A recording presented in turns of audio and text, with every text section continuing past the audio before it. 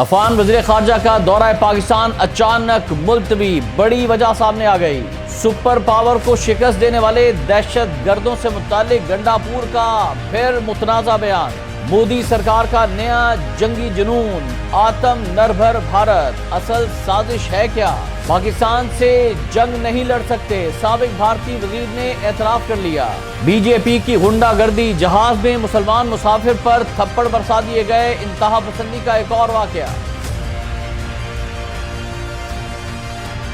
بسم اللہ الرحمن الرحیم، السلام علیکم ناظرین، آپ دیکھ رہے ہیں خبرگام اور میں ہوں احتشام الرحمان۔ ناظرین، افغانستان اور پاکستان کے تعلقات کے حوالے سے بات کریں تو ان میں لگتا ہے کہ ایک بار پھر کشیدگی سامنے آئی ہے، جو کہ پاکستان کی جانب سے پاکستان میں موجود افغانیوں کو ایک اور ڈیڈ لائن دی گئی تھی، اور پھر اس ڈیڈ لائن کے مکمل ہونے کے بعد، ختم ہونے کے بعد ایک کارروائی شروع کی گئی ہے افغان مہاجرین کے خلاف، اور انہیں پاکستان سے بے دخل کیا جا رہا ہے۔ اور اسی سلسلے میں افغانستان کے وزیر خارجہ نے پاکستان تشریف لانا تھا، لیکن کچھ ناگزیر وجوہات کی بنا پر افغان میڈیا کی جانب سے یہ دعویٰ کیا جا رہا ہے کہ وہ پاکستان نہیں آ رہے، اور جو وجوہات ہیں افغان طالبان کے بری حکومت کے وزیر خارجہ امیر خان متقی کے دورہ پاکستان کے حوالے سے جو اطلاعات آئی ہیں وہ یہ ہے کہ یہ منسوخ کیا گیا ہے، اور افغان میڈیا نے بتایا ہے کہ کچھ تکنیکی وجوہات ہیں جن کی بنا پر یہ دورہ ملتوی کر دیا گیا ہے۔ امیر خان متقی کو آج اسلام آباد پہنچنا تھا 4 اگست کو، لیکن وہ نہیں آئے۔ 3 روزہ ان کا اہم دورہ تھا، یہ طے تھا، اور بڑی اہم ملاقاتیں ہونے والی تھیں، لیکن اچانک یہ دورہ ملتوی کر دیا گیا ہے۔ افغان میڈیا کے مطابق اس دورے میں نائب افغان وزیر صنعت و تجارت قدرت اللہ جمال سمیت اعلیٰ سطح افغان وفد کو بھی شامل کیا جانا تھا، اور یہ بات چیت حالیہ دنوں میں پاکستان کے وزراء کے کابل کے دوروں اور ازبکستان کے ساتھ سہ فریقی ملاقات کی پیروی کے طور پر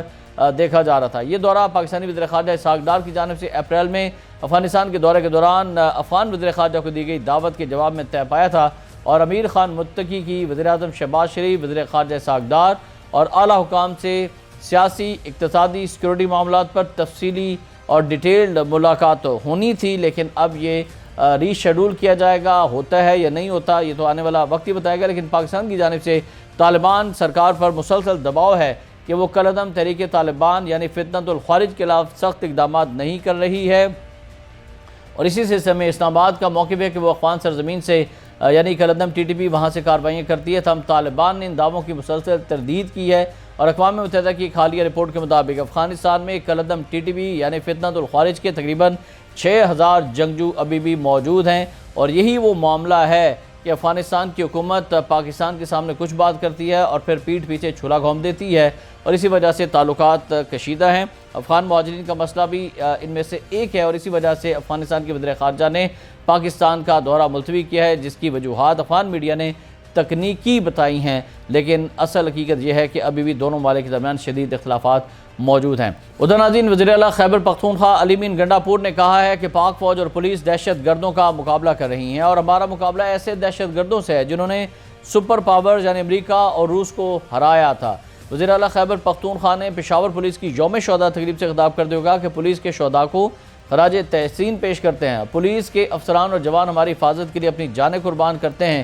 خیبر پختونخوا پولیس نے امن و امان کے لیے قربانیاں دی ہیں۔ وزیر اعلیٰ گنڈاپور نے کہا کہ پاک فوج اور خیبر پختونخوا پولیس عام دہشت گردوں سے مقابلہ نہیں کر رہی، بلکہ ہمارا مقابلہ ایسے تربیت یافتہ دہشت گردوں سے ہے جنہوں نے سپر پاورز کو ہرایا تھا۔ یہ بڑا ذو معنی سا بیان ہے ناظرین، لیکن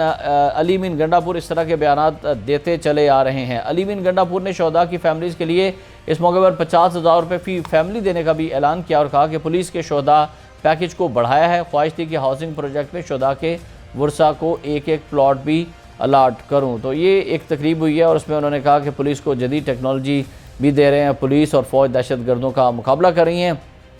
اور یہ بھی انہوں نے بتایا کہ پولیس کو جدید ہتھیاروں سے لیس کرنے کا سلسلہ جاری ہے۔ پولیس بجٹ 124 سے 158 ارب روپے کر دیا ہے، اور پولیس میں 12% شہداء کوٹا کر دیا گیا ہے۔ ناظرین، یہ تو تھی پاکستان، افغانستان اور خیبر پختونخوا کے حوالے سے جو تازہ ترین صورتحال وہ ہم نے آپ کے سامنے رکھی۔ اب بات ہو جائے نریندر مودی سرکار اور ہندوتوا کی، جو کہ مسلسل پاکستان کے خلاف نہ صرف ہمارے خلاف اپنی پراکسیز کو استعمال کر رہی ہے، فتنۃ الخوارج اور فتنۃ الہندوستان کو، بلکہ پاکستان کے خلاف ان کا جنگی جنون بھی عروج پر ہے، اور ان کو جو آپریشن سندور میں ناکامی ہے پاکستان کے ہاتھوں، اور پاکستان کی الحمدللہ آپریشن بنیاد مرصوص میں جو کامیابی ہے وہ ہضم نہیں ہو رہی ہے نریندر مودی سرکار سے۔ ہندوتوا نظریے پر چلنے والی بھارتی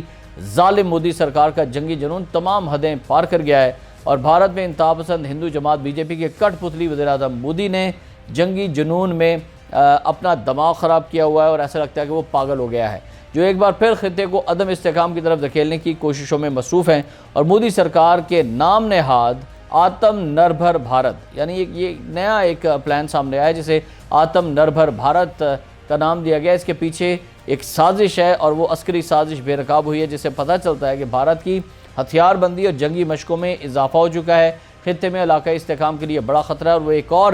جنگ کی تیاریاں پاکستان کے ساتھ کر رہے ہیں۔ بھارتی میڈیا کے مطابق انڈین آرمی نے 212 عدد 50 ٹن ٹینک ٹرانسپورٹر ٹریلرز کی خریداری کے لیے ایک معاہدہ کیا ہے۔ ٹینک ٹرانسپورٹر ٹریلرز کی خریداری کے لیے 224 کروڑ روپے کے معاہدے کیے گئے ہیں۔ یہ ٹریلرز 50 ٹن وزنی ٹینکوں اور دیگر جنگی گاڑیوں کی نقل و حمل کے لیے اور ان کو ایک جگہ سے دوسری جگہ موو کرنے کے لیے ڈیزائن کیا گیا، جن میں ہائیڈرولک اور پنومیٹک لوڈنگ ریمپس نصب ہیں۔ اس کے علاوہ انڈین آرمی نے ٹریلرز کی خریداری کے لیے اور بھی بہت سی کمپنیز ہیں ان کے ساتھ معاہدہ کیا ہے، جسے نام دیا گیا ہے آتم نربھر بھارت، اور یہ وہ مہم ہے جس سے پاکستان کے خلاف استعمال کیا جائے گا۔ آر ایس ایس انتہا پسند جماعت ہے اور ہندوتوا اور جنگی ذہنیت کی عکاسی کرتی ہے، اسی طرح سے بی جے پی، یہ دونوں جماعتیں جو ہیں وہ پاکستان کے خلاف جو ہے وہ نہ صرف اپنے لوگوں کو ٹرین کر رہی ہیں، اپنے لوگوں کو فوجی ٹریننگ دے رہی ہیں، ملٹری ایکسرسائزز بھی کر رہی ہیں این سی سی کیڈٹس کے حوالے سے، جس طرح سے این سی سی کی ٹریننگ ہوتی ہے، تو یہ وہ پورا پلان ہے جو بے نقاب ہوا ہے اس انتہا پسند مودی جماعت کا، اور اسی لیے بھارت میں انتہا پسندی میں مسلسل اضافہ ہوتا ہی چلا جا رہا ہے، اور پاکستان بھارت کی کسی بھی قسم کی مہم جوئی کا بھرپور اور مؤثر جواب دینے کی الحمدللہ بھرپور صلاحیت رکھتا ہے، پوری دنیا نے دیکھا بھی ہے۔ ادھر ناظرین، سابق بھارتی وزیر کپل سیبل نے مودی کو آئینہ دکھاتے ہوئے کہا کہ پاکستان کے پاس رافیل سے زیادہ طاقتور طیارے ہیں اور بھارت پاکستان کو شکست نہیں دے سکتا تھا، اس لیے اسے جو جنگ ہے وہ روکنی پڑی۔ سابق بھارتی وزیر کپل سیبل نے ایک انٹرویو میں اعتراف کیا کہ پاکستان کے پاس رافیل سے زیادہ طاقتور طیارے ہیں۔ بھارت 10 سال بعد 5th جنریشن طیارے حاصل کرنے کی کوشش کر رہا ہے، تب تک چین اور پاکستان 6th جنریشن کی تیاری شروع کریں گے۔ انہوں نے کہا کہ بھارت پاکستان کو شکست نہیں دے سکتا تھا، اس لیے اسے جنگ روکنی پڑی، اور پارلیمنٹ سے خطاب میں کپل سیبل نے کہا تھا کہ بھارت کے پاس 31 اسکواڈرن ہے جو فیزنگ آؤٹ کے بعد 29 رہ جائیں گے، جبکہ پاکستان کے پاس اس وقت 25 اسکواڈرن ہے، اور پاکستان کو چین کی 133 اسکواڈرنز کی سپورٹ بھی حاصل ہے، اور یہ ہماری تیاری ہے۔ اس کا واضح مطلب یہ ہے کہ ہمارے پاس اتنی طاقت نہیں کہ ہم پاکستان کو ہرا سکیں یا تباہ کر سکیں۔ اور آخر میں ناظرین آپ کو بتائیں کہ بھارت میں ہندو انتہا پسندوں کے ہاتھوں مسلمانوں کی تذلیل کا ایک اور افسوسناک واقعہ پیش آیا ہے۔ بھارت میں جہاز کی پرواز کے دوران مسلمان مسافر پر تشدد کی ویڈیو وائرل ہونے کے بعد متاثرہ شخص غائب ہو گیا تھا، جس کی مزید تفصیلات آج سامنے آئی ہیں۔ وائرل ویڈیو کے مطابق ممبئی سے کولکتہ جانے والی پرواز میں ایک مسافر کو پینک اٹیک یعنی شدید گھبراہٹ ہوا، اور اس دوران اسے دوسرے مسافر نے تھپڑ مار دیا جو کہ ایک ہندو تھا۔ اس واقعے کے بعد سے وہ شخص جسے تھپڑ مارا گیا وہ مسلمان تھا، وہ لاپتہ ہو گیا تھا، جسے اب ریاست آسام کے ضلع برپیٹا کے ریلوے اسٹیشن سے ڈھونڈ لیا گیا ہے۔ تشدد کی شکار 32 سالہ شخص کا نام حسین احمد ہے، اور حسین احمد مجمدار کا تعلق آسام کے ضلع کاچر سے ہے، جس کا صدر مقام سلچر ہے، اور وہ جمعرات کو ممبئی سے کولکتہ کے لیے انڈیگو کی پرواز پر سوار ہوا اور اگلے دن وہاں سے سلچر کے لیے مزید سفر کرنا تھا، لیکن پرواز کے دوران حسین کو اچانک گھبراہٹ محسوس ہونا شروع ہوئی، جس پر ایئر ہوسٹس نے ان کی مدد کرنا شروع کی۔ جب وہ جہاز کے اندر راہداری سے گزر رہے تھے تو ایک دوسرے ہندو مسافر نے انہیں تھپڑ مارا، اور سوشل میڈیا پر یہ ویڈیو وائرل ہو گئی، اور ویڈیو وائرل ہونے کے بعد مسافر جب اترے ہیں تو یہ غائب ہو گئے تھے۔ ان کے گھر والوں نے بھی ڈھونڈنے کی کوشش کی، نہیں ملے، اتنے زیادہ دل برداشتہ ہوئے تھے کہ پھر جو ہے وہ پولیس کو کوششیں کرنی پڑی، اور پھر کہیں اور سے جا کے 2 دن بعد یہ مسافر جو ہیں وہ ملے ہیں۔ یہ صورتحال ناظرین ہندوتوا کے حوالے سے بھارت کے اندر کہ ہندوؤں کو مسلمان برداشت ہی نہیں ہیں، مسلمانوں کے خلاف ظلم کی انتہا کی جا رہی ہے، اور یہی وہ 2 قومی نظریہ تھا جسے قائد اعظم محمد علی جناح رحمۃ اللہ علیہ نے محسوس کر لیا تھا پہلے ہی کہ یہ کبھی بھی ایک ساتھ نہیں رہ سکتے، ہندو اور مسلمان 2 الگ الگ قومیں ہیں۔ اور آج ہم اللہ کا شکر ادا کرتے ہیں پاکستان میں، اور ہم قائد اعظم کے بھی مشکور ہیں، علامہ اقبال کے بھی مشکور ہیں کہ جن کی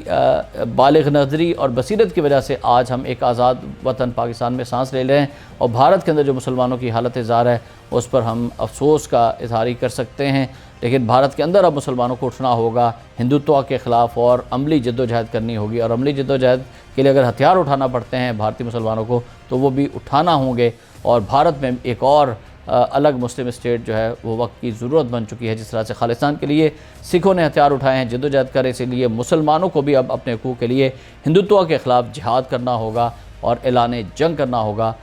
ہندوتوا کے خلاف، تاکہ اس ظلم سے وہ نجات حاصل کر سکے اور اپنی ایک الگ ریاست بھارت کے اندر بھی بنا سکیں۔ آج کے اس ویلاگ سے فی الوقت اتنا ہی۔ احتشام الرحمان کو اجازت دیجیے گا۔ اللہ حافظ۔